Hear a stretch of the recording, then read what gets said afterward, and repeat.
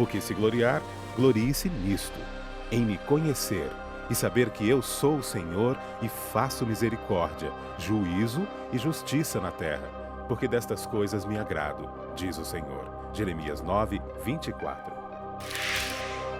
Tema da semana: a crise continua. Está no ar mais um programa Lições da Bíblia. Este é o nosso 7º encontro desta temporada, onde estamos estudando o livro do profeta Jeremias. O tema do programa de hoje, a crise continua. Vamos entender os desafios, mais desafios, perseguições, mas a determinação, como Jeremias enfrentou levando a mensagem de salvação a todo aquele povo. Os nossos convidados estão retornando: pastor Moisés Matos, presidente da Igreja Adventista para a região central do estado do Rio Grande do Sul. Seja bem-vindo, pastor. É um privilégio estar aqui de novo, desta vez para estudarmos a lição de número 7. Que Deus possa nos abençoar grandemente no estudo da sua palavra. Um gaúcho que morou no Paraná. Sou um gaúcho sem fronteiras. Sem cidade do Paraná, meus pais cresceu... hoje moram numa cidade chamada Dois Vizinhos, no sudoeste do Paraná. Exatamente. E é um privilégio poder falar também para este povo que certamente está nos vendo agora. Um abraço para eles e um abraço para todos os paranaenses e gaúchos e brasileiros em geral que estão nos vendo em vários lugares do mundo. Muito bom, pastor Moisés. Pastor Marcelo Carvalho. Isso, eu não posso esquecer o sobrenome, porque eu estou ensaiando umas 500 vezes aqui. Sem problema. Viu? Pastor Marcelo Carvalho, Sim. Uma alegria poder ter você de volta aqui. Da mesma forma. Ele que é capelão no Colégio Adventista aqui em Jacareí e também é o responsável por todos os capelães, aqueles que cuidam da área espiritual nos colégios adventistas na região do Vale do Paraíba. Sim.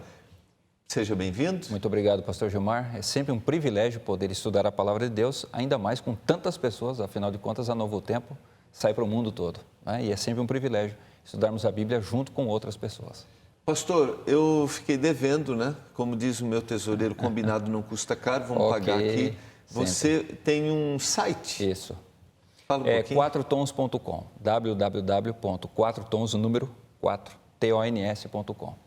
Esse site tem mais ou menos uns quase 3.000 sermões lá para a pessoa poder baixar, né, e pregar na sua igreja, de vários assuntos, com vários temas, né? Também tem lá mais ou menos umas 3.000 partituras. Tem músicas antigas que já não tem mais como você adquirir, então estão lá para a pessoa poder baixar e curtir no seu carro, na sua casa. Obviamente são músicas religiosas, né? O que não tem, por exemplo, dos Arautos do Rei, o que não tem comercializado, está lá. King Heralds, por exemplo, né, que foi gravado lá na década de 30, 40, 50, foi muito importante para as pessoas que escutavam a voz da profecia, né? Então está lá também, se você curte, é só baixar.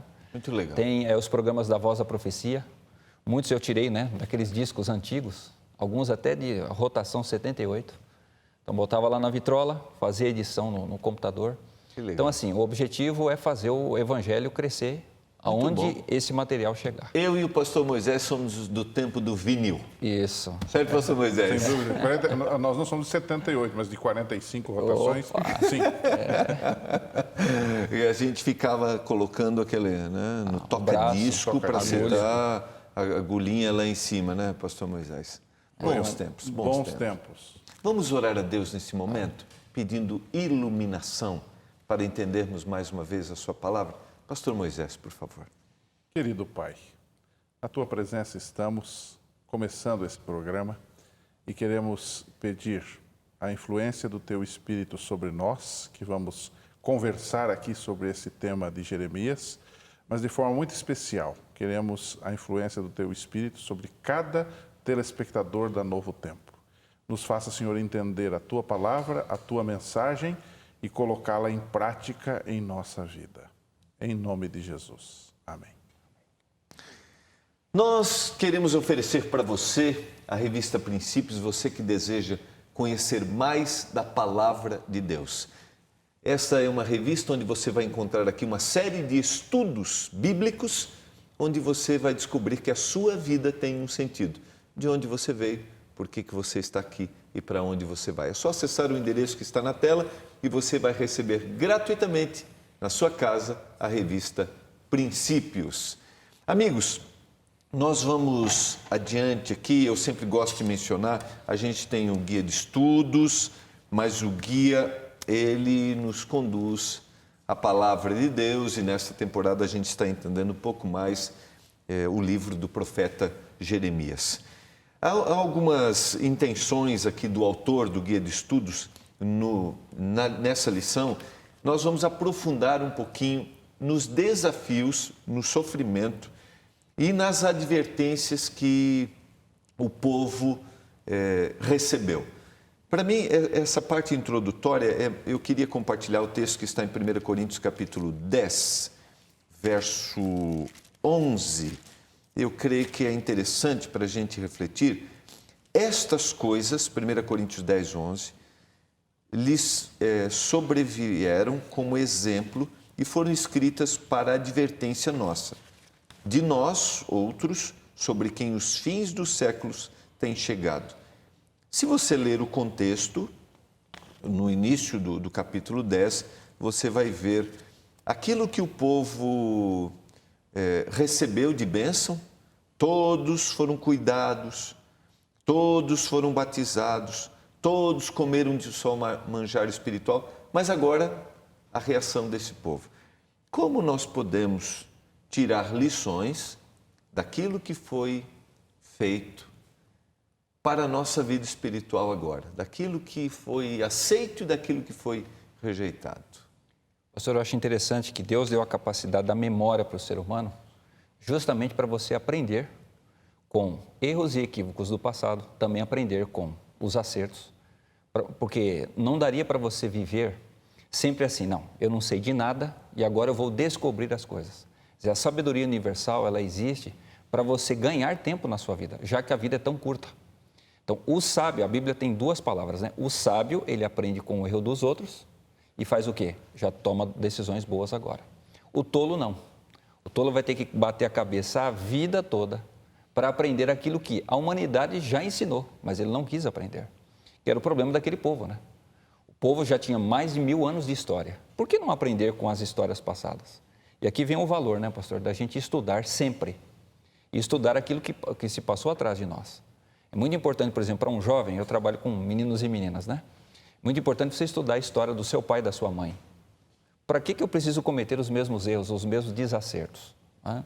E assim eu poder trilhar a minha vida aqui. E o que para mim fica assim é fantástico nesse início é a palavra ser.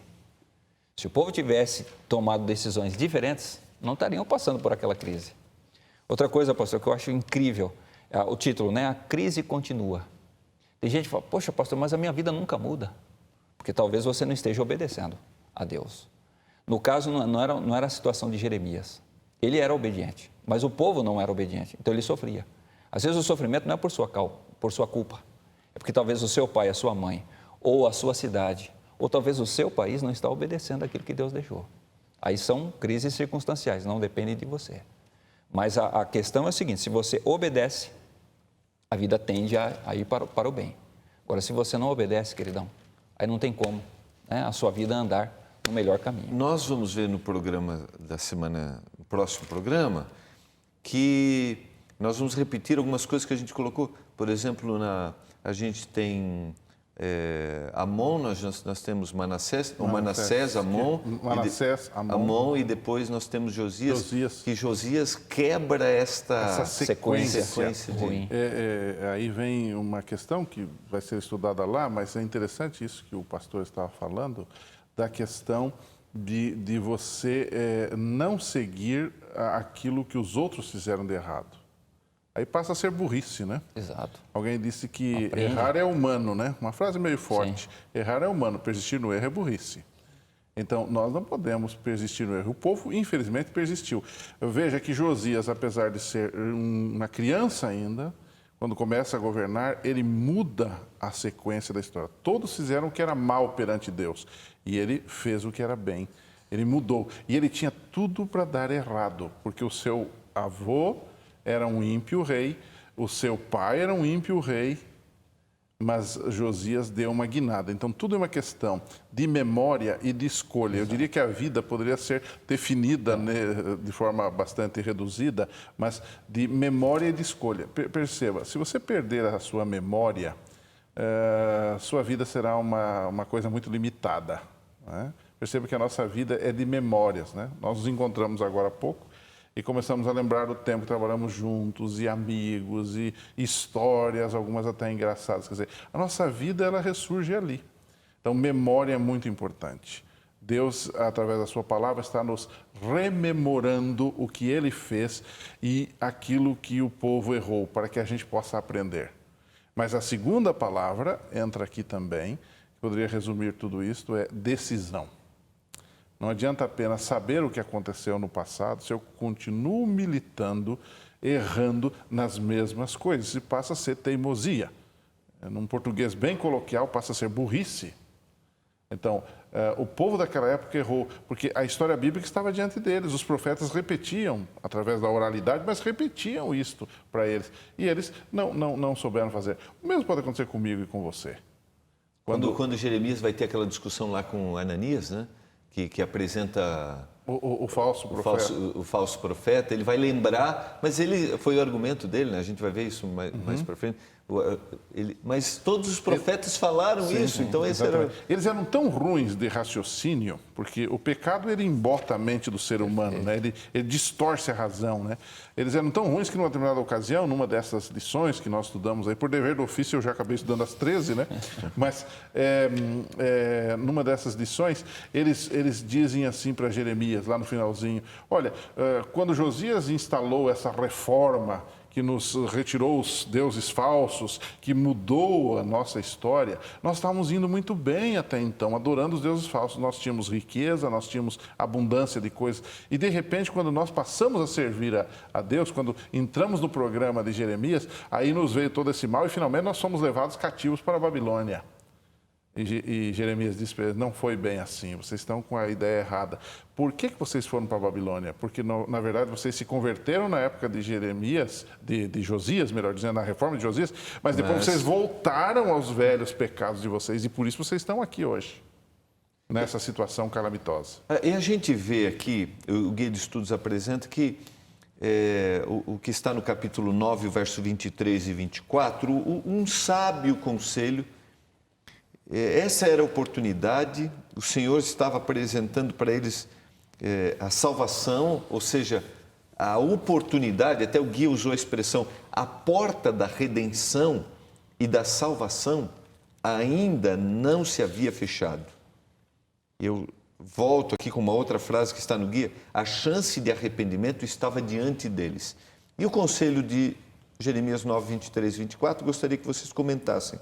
Assim diz o Senhor, não se glorie o sábio na sua sabedoria, nem o forte na sua força, nem o rico nas suas riquezas, mas o que se gloriar, glorie-se nisto, e me conhecer e saber que eu sou o Senhor e faço misericórdia, juízo e justiça na terra, porque destas coisas me agrado, diz o Senhor. Bom, pastor, você colocar a sua vida baseado nessas coisas que Jeremias menciona, né, que são as palavras de Deus, é uma tolice sem fim. Por exemplo, uma moça que confia na sua beleza. Quanto tempo dura aquela beleza plástica que uma moça tem? Aquilo vai passar. Você confiar, por exemplo, no cargo que você exerce. Um dia você não nasceu naquele cargo. Portanto, você não será para sempre, você não ficará ali para sempre. Qualquer outra coisa da vida que não seja Deus, você vai ter mudanças. Por isso que lá em Hebreus fala, né? Jesus o mesmo ontem, hoje e eternamente. Só Ele é eterno. O restante tudo passa. Então, uma ilusão do ser humano confiar toda a sua vida, todos os seus sentimentos, todas as suas certezas, né? Em coisas tão efêmeras que estão nessa vida. Claro que elas são importantes, elas têm o seu valor, mas não têm o valor eterno, né? Nós aqui somos acostumados, por exemplo, a fazermos, infelizmente, funerais. Quando você chega num funeral, aí você vê aquilo que é importante e aquilo que realmente não... Aquilo que é passageiro, né? Quando você vai ali fazer o sermão ali do fúnebre, nossa, quando você fala da esperança que nós temos em Jesus, Ele, né, a ressurreição e a vida, Isso faz todo sentido, aí você coloca a vida no prisma certo. O ideal seria que nós olhássemos a vida do caixão para trás, né? Aí nós faríamos boas escolhas. Mas nós olhamos para a vida como o quê? Como se nós fôssemos viver eternamente e nunca fôssemos passar por aquilo ali. E nós aqui que já acompanhamos os últimos momentos de vida de pessoas, você nunca vai encontrar uma pessoa que já sabe, não, daqui a alguns minutos eu vou estar morto, ele dizendo assim, poxa, a única coisa que eu me arrependo da vida foi ter seguido a Deus. Pelo contrário. Né? Você sabe que você comentou, uma vez um amigo que tinha uma determinada posição e aí se aposentou naquela posição, naquele cargo que ele tinha. No Natal seguinte ele não recebeu nenhum cartão de Natal. Naquele tempo se mandava cartão. Se mandava cartão. Manda WhatsApp. Exatamente. Aí ele fez o comentário assim, não recebi nenhum cartão, porque em realidade aquele cartão não era para mim. Era para o cargo. Era para o cargo que eu tinha. E pelos interesses que as pessoas tinham naquele cargo. Exatamente. Então isso é reflexivo. Sim. Isso muda a nossa perspectiva, não só do ponto de vista religioso, do ponto de vista de vida eterna, mas do ponto de vista também pessoal, familiar. O seu casamento vai mudar. Não é? A relação sua com os seus filhos deve mudar também. Porque no final, quando você estiver velhinho, perto da morte, quem vai estar ao seu redor? Família. Serão os seus, a sua família. Aí está a importância da família. E se você pensar, como diz o pastor, em eternidade, em vida eterna, então isso muda totalmente, né? E é interessante que o Senhor está chamando o povo para se gloriar naquilo que realmente tem valor, naquilo que é eterno, que é nele mesmo. Naquilo que é essencial, naquilo que é vital. Sim. Não em coisas passageiras e totalmente efêmeras. Ilusões da vida. É aquilo que o sábio já chamava vaidade e vaidade, tudo é vaidade. Quer dizer, é exatamente nesse ponto que ele está tocando. Pastor, eu só gostaria de mencionar uma coisa. Qual é a nossa maior glória? É a salvação. Isso. Se tudo que eu tiver nessa vida, minha casa vai acabar, meu carro vai acabar, tudo passa. Até minha saúde vai acabar, infelizmente. Mas tem uma coisa que eu tenho que me gloriar, que é aquilo que Jeremias diz. É a salvação que Jesus me oferece. Muito bom. Isso é eterno. Nós vamos para o intervalo e eu quero contribuir com a sua observação, citando o texto de Gálatas 6,14, onde Paulo diz, mas longe esteja de mim gloriar-me, senão na cruz de nosso Senhor Jesus Cristo, pela qual o mundo está crucificado para mim e eu para o mundo. Então, só para a gente sublinhar. Você está acompanhando o programa Lições da Bíblia. Nós vamos para o intervalo, mas nós voltaremos já. O homem que não dá ouvidos a Deus não merece a sua misericórdia, porque eles aumentarão o número de seus pecados de qualquer maneira. Historicamente, isso significou o fim de Israel, mas Deus dá um novo caminho e uma nova chance a seu povo, porque o seu amor nunca acaba.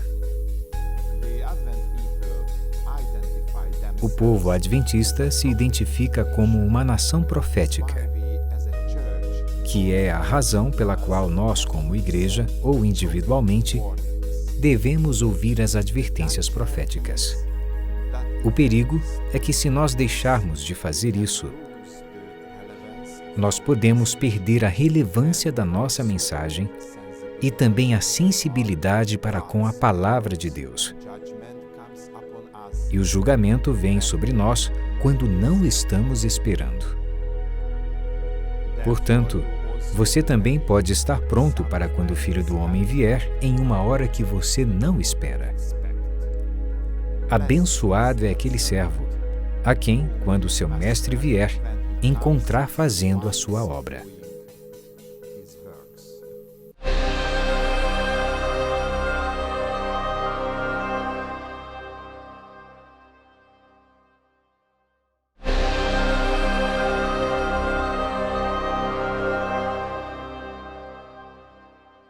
Você está acompanhando o programa Lições da Bíblia. Nós estamos entendendo um pouquinho mais hoje dos desafios que Jeremias enfrentou, mas também da oportunidade de salvação que estava sendo colocada diante do povo. Eu queria que a gente trabalhasse um pouquinho isso. É aquela frase que eu citei, a porta da redenção e de salvação não estava fechada. É interessante observar, porque todo o livro de Jeremias parece uma profecia que simplesmente vai acontecer, o povo será destruído, será levado cativo e acabou.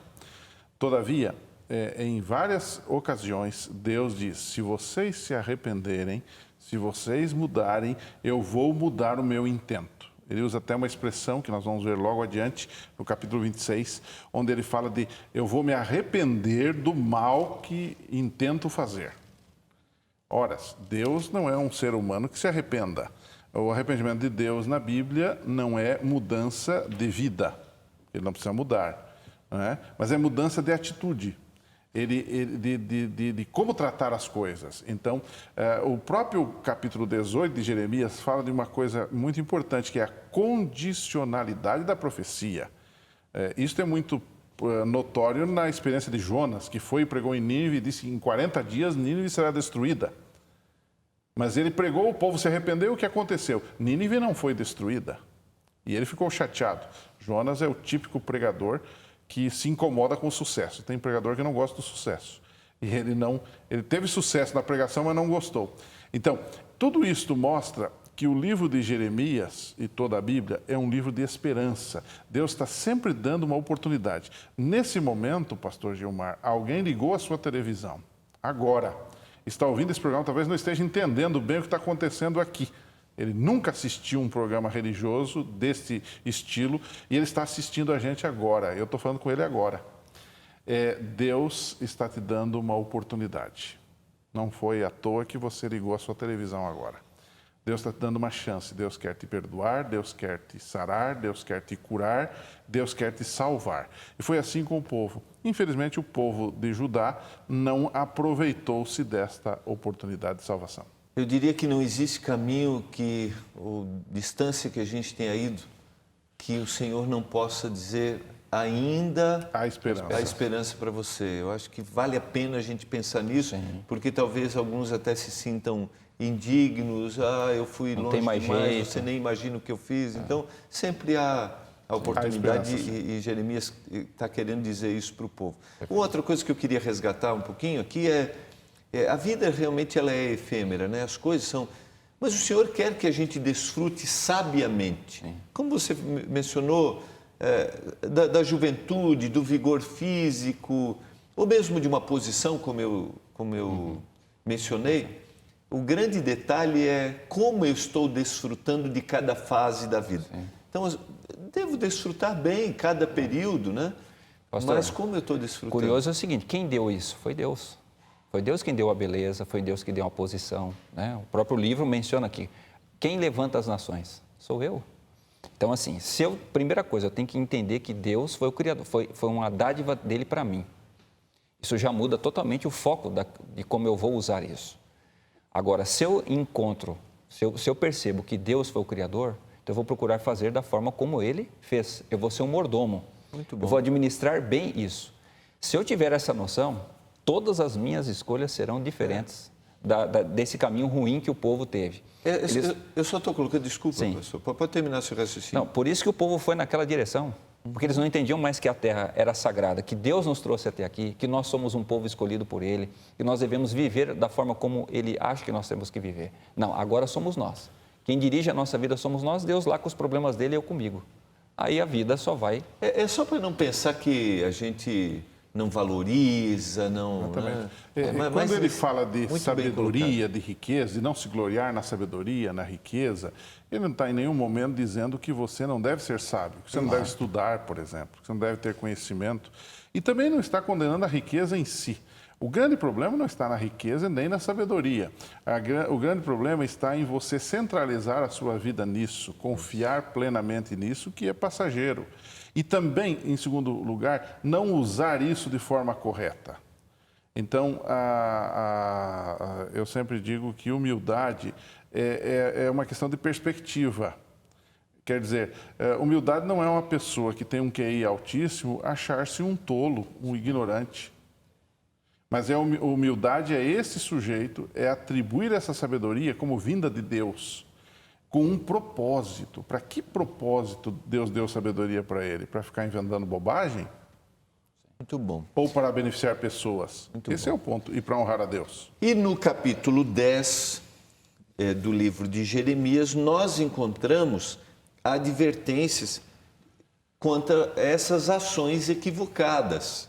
A gente tem aqui uma série de ações que o povo estava tomando. Por exemplo, está no verso 3, os costumes dos povos são vaidade. Aí volta aquele verso, pastor Moisés, que você citou no programa anterior. O verso 3, né? Verso 5. 5, né? 5. Como o espantalho num pepinal, não podem falar, necessitam de quem os leve, pois não podem andar. Está falando dos ídolos aqui, que eram fabricados, que eram montados, né? Não tenhais receio deles, não podem fazer o mal, porque o povo acreditava, olha, se nós não adorarmos... Esse negócio de misticismo religioso, de superstição, isso é antigo, né? Hoje tem gente que fala que tem medo, fizeram alguma coisa para mim. A mesma coisa o povo daquela época acreditava, que aqueles deuses que eram de madeira, de ouro, de pedra, eles podiam fazer alguma coisa. E Deus está dizendo aqui claramente, não tenham receio deles. Não podem fazer o mal, nem podem fazer o bem. Ou seja, são neutros, eles não podem fazer nada. É um pedaço de pau que tem lá, um pedaço de madeira. Não é? Ele, por outro lado, diz assim, ninguém é semelhante a ti, ó Senhor. Tu és grande, e grande é o teu nome em força.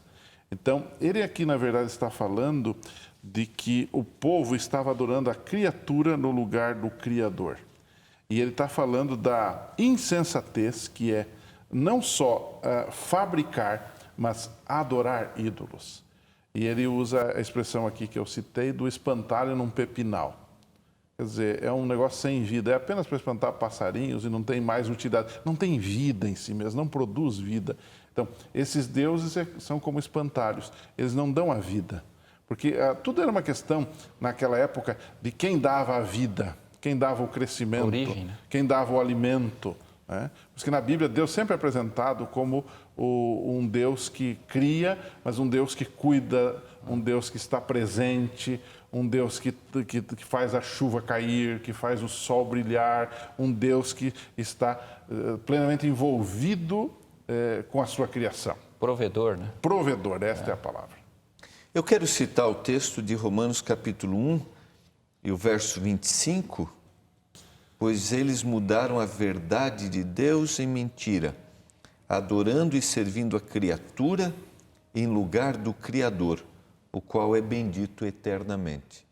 É o texto só para fazer referência a essas ações.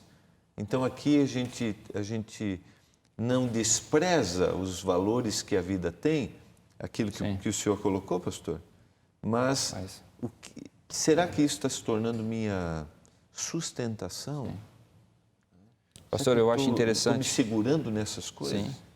Romanos, como é que eu enxergo aqui? Qual a diferença? Todos nós somos adoradores. Você nasceu para adorar. Ou você vai adorar o Deus Criador, ou você vai adorar outras coisas. Mas que você vai adorar a sua vida toda. Qual a diferença do adorador verdadeiro e do adorador falso, vamos dizer assim?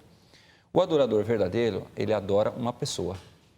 Aquilo que essa pessoa revela, aquilo que essa pessoa tem a lhe dizer.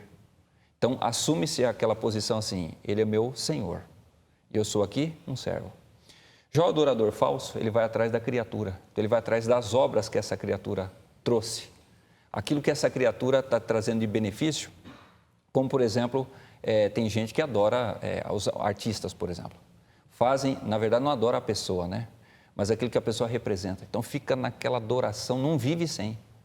Como eu mencionei, eu trabalho com meninos e meninas e é muito comum na adolescência, a menina, ela vive, ela anda, ela pensa aquele artista. Não existe a vida sem aquela pessoa. Né? Mas, na verdade, ela não adora aquela pessoa. Porque se fosse conviver junto, com certeza acabaria toda aquela emoção. Né? Mas a imagem que a imagem que passa, exatamente. Então, adora aquela música do indivíduo, vai no show e assim por diante. Então, vive-se daquela ilusão, é uma miragem. Deus, ele nos convida a ter o quê? Uma relação com ele. Vinde arrazoemos. Era o que o profeta o tempo todo estava dizendo. Pessoal, vamos conviver com Deus. Assim vocês vão quebrar essa idolatria. E vocês verão como ele é bondoso, como ele é carinhoso. E há todos os motivos e razões para nós andarmos o quê? Na direção do que ele diz, do que ele pensa. Desafio para nós. Sem dúvida. Vamos buscar desfrutar da nossa vida, mas buscar aquele que realmente preenche, vamos construir a vida com o Senhor que é o Criador. Deus verdadeiro. Porque é muito fácil a gente criar subterfúgios, caminhos alternativos que não são o do Deus verdadeiro. Então, alguém outro dia até usou uma expressão de que o mundo atual criou uma trindade diferente. Nós temos o Pai, o Filho e o Espírito Santo. Mas alguém pode ter criado uma trindade diferente no mundo atual, no mundo materialista, né? É a trindade materialista, que é móveis, imóveis e automóveis. E, infelizmente, há muitos cristãos também que são levados por estas coisas. Até meio imperceptivelmente, eles estão plenamente envolvidos com isso e não se tocam, não se apercebem. Exatamente a história se repetindo. O povo estava dando aqueles ídolos e achando que estava fazendo o que era certo, mas não estava. Então, é por isso que Jeremias ele faz alguns chamados, alguns apelos, né? Buscar-me-eis e me achareis, diz Deus, quando me buscardes de todo o vosso coração. Ele está falando muito de inteireza para com Deus, sinceridade para com Deus.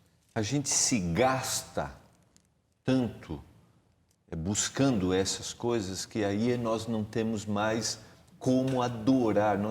Às vezes nós chegamos à nossa congregação, por exemplo, ou no final de um dia, para a nossa busca de contato com Deus, ou no início do dia, nós nos gastamos tanto que não chega temos lá com mais sono, nada para oferecer. chega lá desconcentrado, não se concentra na adoração, né? E o pior é que essa descontração não é só no momento do culto, porque a adoração não tem a ver com momento de culto. A adoração é nos negócios, é no lazer, a adoração é no relacionamento com as pessoas. A adoração é um todo. Sempre se quer dissociar a adoração para templo, igreja e depois vida normal. Não existe isso.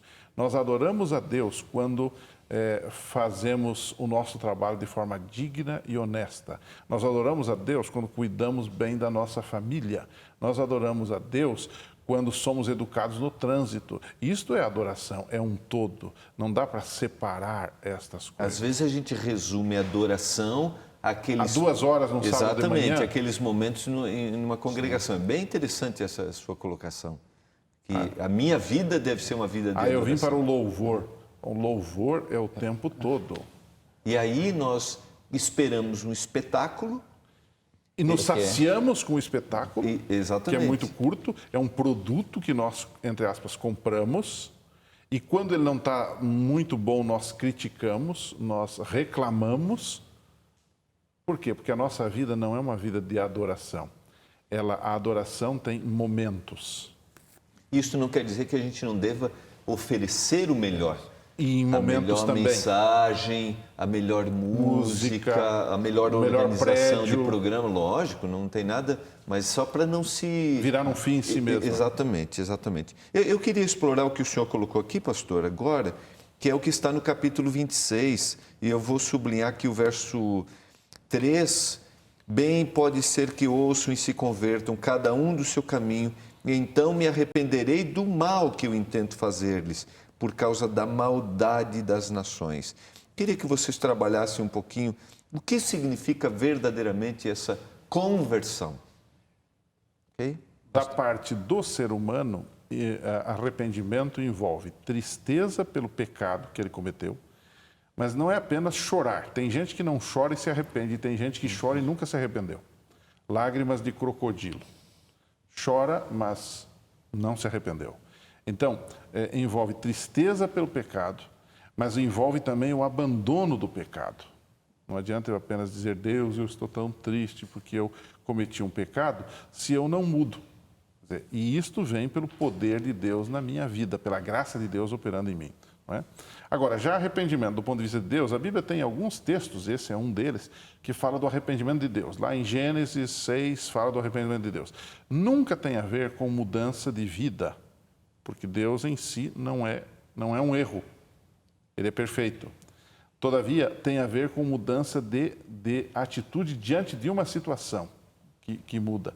Então, ele está aqui... O arrependimento divino. Divino. Que é na verdade, é uma expressão, é uma força de expressão para retratar algo divino. Então, o autor bíblico não tinha outra palavra a não ser colocar a palavra arrependimento. Porque quando a gente pensa em arrependimento, lembra logo de pecado, lembra da nossa vida. Não tem nada a ver com isso. O arrependimento de Deus é diferente do arrependimento humano. É apenas uma força de expressão para denotar a mudança de atitude de Deus para com o pecador. Ok. Pastor, você quer fazer um comentário? Vamos segurar para a volta do intervalo? Claro. Pode ser? Sem Então, problema. segura aí. Tá Não bom. esquece. Nós vamos para o intervalo e voltaremos já.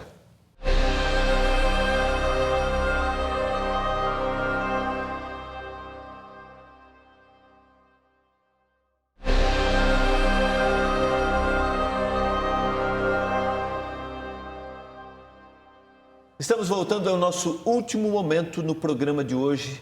Estamos entendendo o cuidado, a intenção de Deus em salvar. A oportunidade ainda estava diante do povo e o Senhor faz um apelo para esse povo que ele mudasse a atitude, que ele se convertesse, que ele se arrependesse, eles se arrependessem verdadeiramente.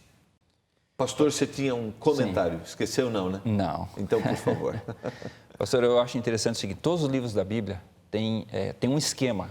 Interessante que essas pessoas nem se encontraram, né? Mas todas elas, os 66 livros da Bíblia têm isso. Você sempre tem pecadores, você tem um personagem que é o Salvador, e a mensagem divina é do quê? Do arrependimento. Por exemplo, em Gênesis, você tem lá, José é o grande modelo, né, de Jesus. Os irmãos têm que se arrepender do que eles fizeram. E porque eles se arrependeram, a família toda foi salva. O grande Jesus no livro de Êxodo é Moisés. O povo se arrepende, ali, olha, nós estamos aqui no Egito. Então tem que haver uma mudança para que vocês possam entrar na terra. Mesma coisa é Jeremias, não vai ser diferente. Ainda mais na situação que o povo estava. Né? Foi muito mais contundente. Então fica aí a ideia. Tem muita gente que quer receber uma mensagem de Deus a cada instante, a cada minuto Deus tem que falar comigo.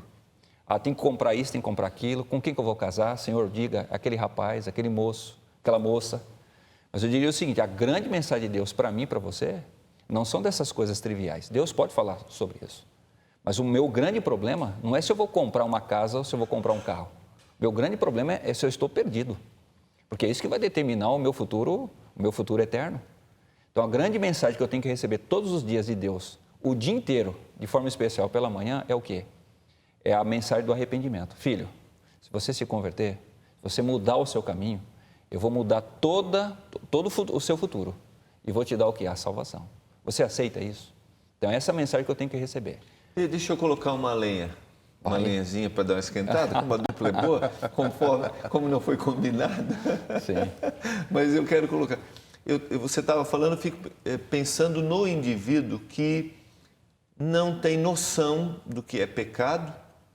Talvez ligou agora, está assistindo como você mencionou, está assistindo o programa. Aleatoriamente. Exatamente. Ligou a televisão não agora. tem noção do que é pecado, não reconhece e olha às vezes para um ambiente religioso ou para a religião como uma exploração. Um lugar para ganhar dinheiro, para Exatamente. enriquecer. Exatamente. Okay. Como ele nos assistindo, como que a gente poderia desafiá-lo a entender que há uma necessidade de reconhecimento, de abandono, de pecado e de um Salvador, que existe um Salvador. O que a gente diria? Pastor, eu acho que todas as pessoas têm essa consciência, por quê? Porque até a palavra, né?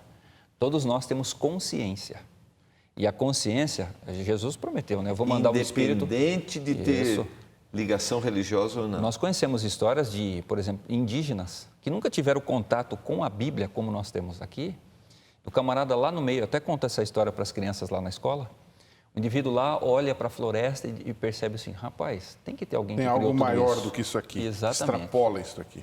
Aí ele começa a olhar para a vida dele e fala assim, não, mas eu tenho problemas. Veja, o indivíduo ele não tem televisão, ele não tem isso, ele não tem acesso. Não tem Bíblia, Isso. não tem nada. Mas ele percebe, não, eu sou um pecador. Porque essa condição de ser pecador, ela é sentida por todos os seres humanos. Lá dentro... Está em si. Pastor, é interessante que as crianças, com 1, 2 anos, elas já percebem que existe uma natureza má dentro delas e que isso precisa ser vencido. Ela não tem percepção, em realidade ela não tem percepção, mas ela tem atitude, né, de natureza má. E talvez a pessoa que esteja usando a sua ilustração, que está ligando agora, lá no fundo ela tem uma tristeza, ela tem um vazio dentro dela. Tudo está bem com ela, ela tem boa casa, bom carro, bom salário, até bonita família, mas lá no fundo ele sente um vazio. E esse vazio é do tamanho de Deus. Ele precisa de Deus, ele precisa da sua palavra, ele precisa se arrepender dos seus pecados, ele precisa tomar um novo rumo na vida com significado. Porque viver todo mundo vive. A questão está, vivo eu com significado? Não adianta viver. Essa é a frase para a gente, o indivíduo essa pergunta para a gente sublinhar.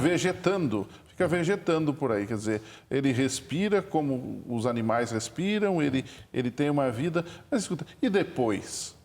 A vida tem 70, 90 anos, 100 anos, e aí depois? E depois? O que vai acontecer com você? Se tudo isto termina na morte, tem algum sentido viver? É desalentador. É só a existência. Nós temos que pensar em vida eterna, nós temos que pensar depois. E isto se adquire agora, quando nós nos voltamos para Deus e a nossa vida adquire significado. Tudo é uma questão de significado. Por que estou vivendo? Muito bom. Eu acho que essa pergunta é uma pergunta boa para a gente sublinhar.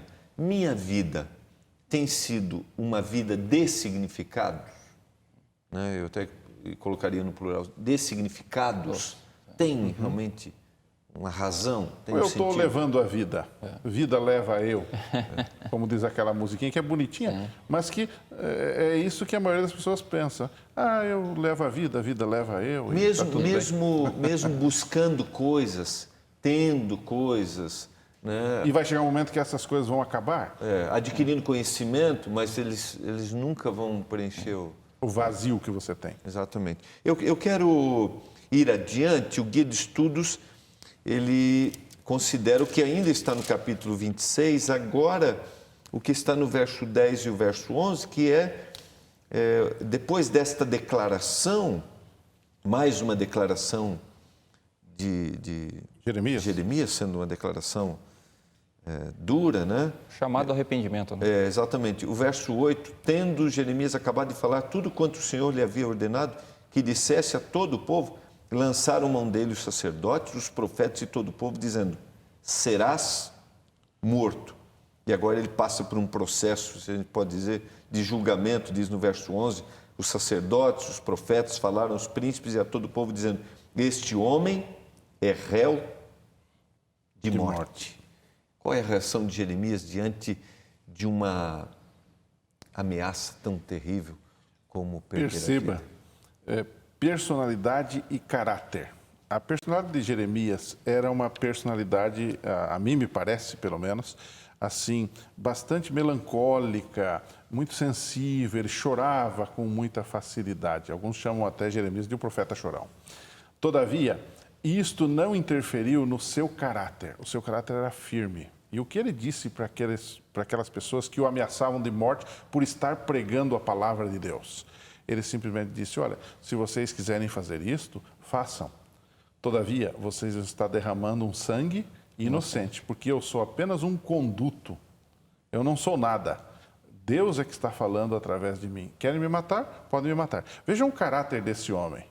Ele poderia ser um fraco naquele momento. Deixar que a sua personalidade mais sensível e até medrosa impedissem a ele de ser firme naquela hora. Então, nós temos aqui um traço de caráter de Jeremias que deve ser o traço de caráter de todos os servos e servas de Deus. Na hora que a situação ficou dramática, ele foi firme. Ele foi firme e disse, eu estou aqui, se vocês quiserem me matar. Né?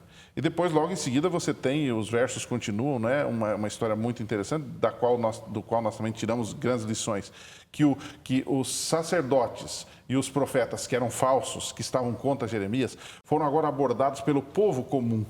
E o povo teve um momento de lucidez. Veja que no meio do pecado, Deus sempre teve um remanescente fiel. E no momento de lucidez, o povo disse, olha, não é bem assim, porque no passado, profetas também falaram contra Jerusalém e por isso não foram, citaram o caso de Miqueias. Disseram, não foram mortos, o rei os preservou, não os matou. 18. Né? Quer dizer, então eles intercederam por Jeremias. Jeremias, eu imagino, que Jeremias nem imaginava, nem pensava que isto poderia acontecer. Todavia, aconteceu. E a sua vida, e a sequência da história diz que foi preservada. Por um espaço de tempo, ele teve assim uma lufada de vento fresco na sua aflição. Gostei do lufada. Esse é antigo também. É o do tempo das 45 rotações do disco. Mas é interessante essa lufada de vento. Na sua aflição, Sim. no seu desespero. Imagino, a vida de Jeremias foi uma vida de sofrimento por causa do povo, por causa da sua própria personalidade. E aquele povo, mesmo sendo o povo dele, que estava em pecado, mas naquele momento houve um momento de lucidez. E eles disseram, bom, não é bem assim, não vamos matar o profeta, vocês não podem matar. E isto impediu que os dirigentes matassem o próprio profeta. Eu quero fazer um comentário em cima disso, mas o pastor quer fazer a observação, pode fazer. Pode fazer. Não, eu ia dizer que parece que não há lucidez entre o povo, parece que ninguém está ouvindo. Parece que Mas ninguém... Deus sempre tem um remanescente lá. Sempre tem alguém lá que percebe, né? É interessante Sempre. O mundo hoje está perdido do ponto de vista numa crise moral, numa crise espiritual, mas Deus tem o seu povo, Deus tem os seus fiéis. A gente usa uma linguagem para generalizar, né? Ninguém... Está tudo perdido. Está tudo perdido. Tudo perdido, não.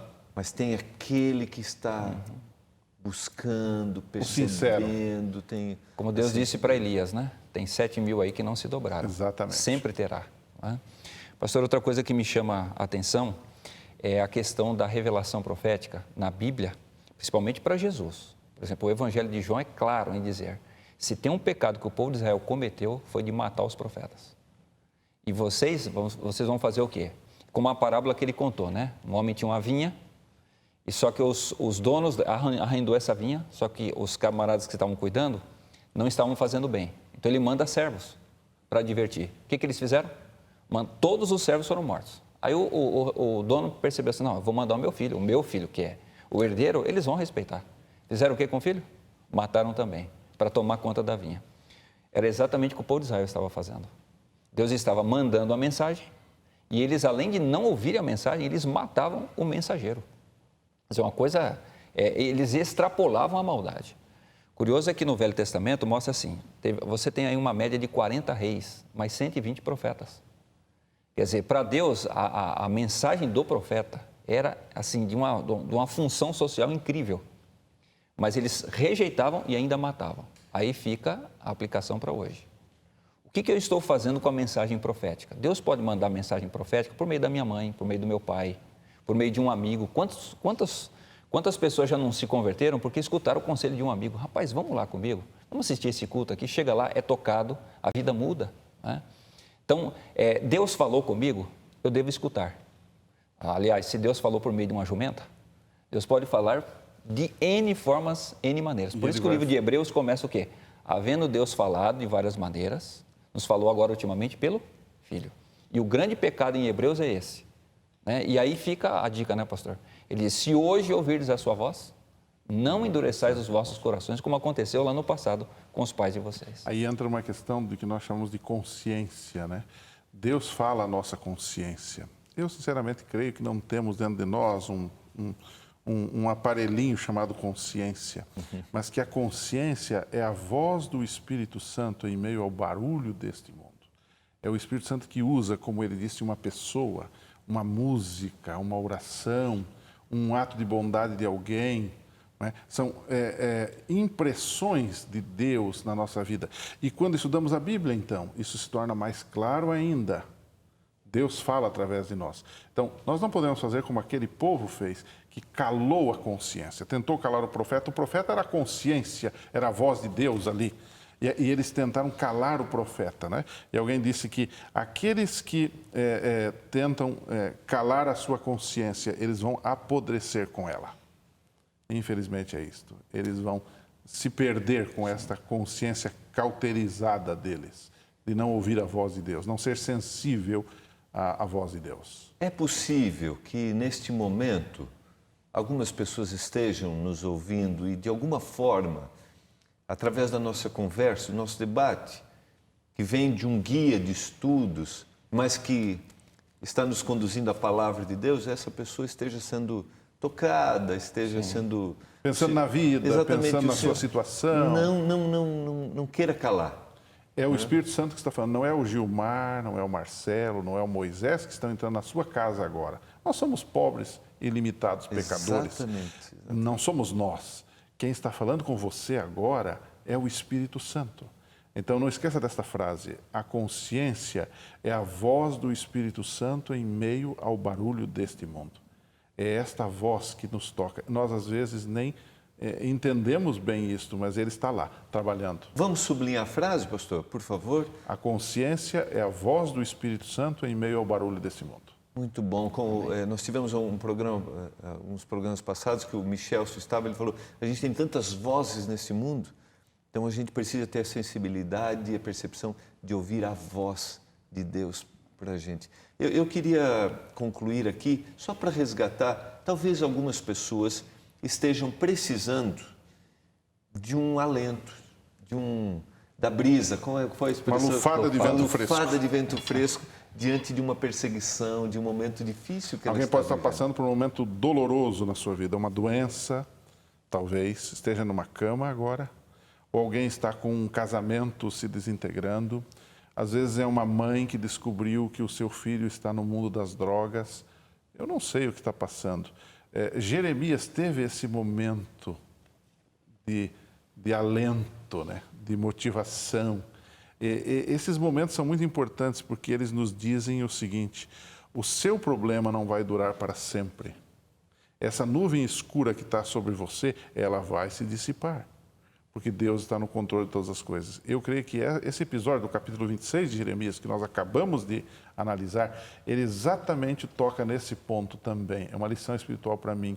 Né? Nem tudo é luta, nem tudo é guerra. Há momentos de paz, de tranquilidade, graças a Deus. Exatamente, o Senhor está interessado, né? Ele não está abandonado, ele levanta um povo para questionar, um povo para dizer, olha, nós estamos equivocados, um povo que enfrenta os próprios sacerdotes. Interessante, pastor, que na pior noite de Jesus, que foi aquela quinta-feira, ele já estava percebendo, bom, eu vou morrer pelo ser humano, será que o Pai vai aceitar o meu sacrifício? Ele vai ao jardim do Getsemane, ali ele sua gotas de sangue. Mas assim que ele passa por aquele momento, Pai, eu não quero passar por isso, mas se faça a tua vontade, vem anjos consolá-lo. Deus havia dado algum tempo antes a presença de Moisés e Elias para confirmar, continue, é isso que o Pai espera de você. Então Amém. a promessa do Senhor é essa, nos confortar cuidado. sempre. Exatamente. Quero agradecer muito, pastor Moisés, Deus continue abençoando. Quero agradecer muito ao pastor Marcelo Carvalho por esses momentos, foi muito, muito bom. Vamos fazer uma prece a Deus, agradecendo. Pai, nós te agradecemos porque o Senhor se preocupa conosco, o Senhor está interessado na nossa salvação. Se alguém precisa ouvir a tua voz, que o Espírito Santo trabalhe intensamente em sua mente neste momento. Eu oro também por aquele que está precisando do consolo, da proteção, do cuidado, que ele sinta-se cuidado pelo Senhor. Eu clamo por isso, em nome de Jesus. Amém. Não esqueça as palavras de Jesus e conhecereis a verdade, e a verdade vos libertará. Um abraço e até o próximo programa Lições da Bíblia, aqui na TV Novo Tempo, o canal da Esperança.